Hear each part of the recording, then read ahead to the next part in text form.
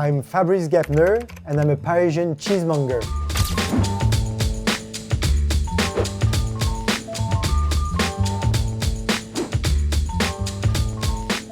Cheese rinds are always edible. To me, they are always interesting, they're part of the cheese because they will bring something to the texture, they will bring new taste and flavors, so go for the rind.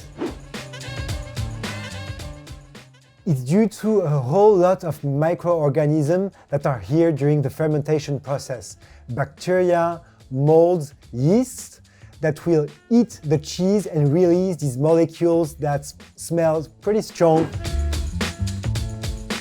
If you're a pro, you have one knife per type of cheese. After that, the only rule is for everyone to have the same piece, meaning the same amount of the rind and the body of the cheese for everyone to be happy.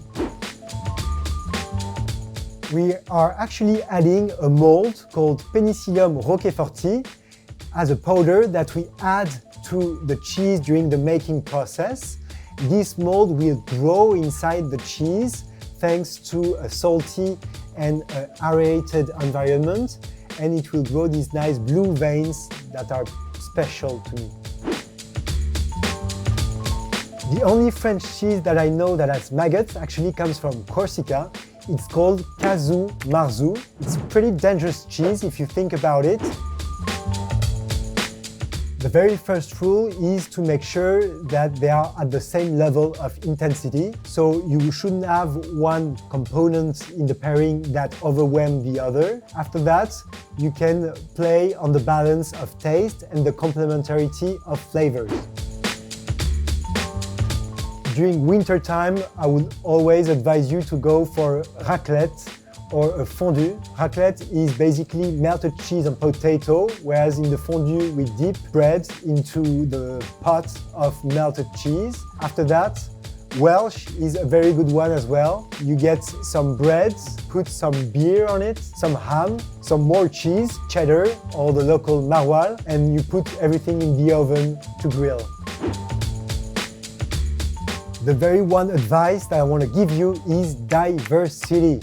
You pick all different types of cheese, different milks, goat, cows, sheep. You pick different types of cheese, bloomy rind, washed rind, a blue cheese.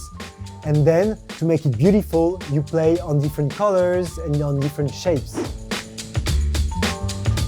Traditionally, it's served between the main course and the desserts, but actually you can also have it for apéro time. Just bring cheese, bring wine, and that's a sufficient meal. Both are European labels that guarantee the authenticity and the quality of the cheese. It explains how the cheese has to be made, what should be done or not done, and also for the PDO, the difference has to be the historicity. The producers have to prove that the cheese has been made for a long time. And PGI itself only guarantees the origin of the cheese and actually where it was made according to specific rules. You really have to go for Saint-Nectaire. During the aging process, Saint-Nectaire grows this mold called cat fur. It really looks like a cat. And then you put it down, you eat it, and you get these nice, moldy, muddy flavors. Both are bloomy round cow's milk cheeses. In the end, Brie is much bigger than Camembert. To me, it's milder, it's more creamy, more lactic, more milky than the Camembert that is more rustic and bold.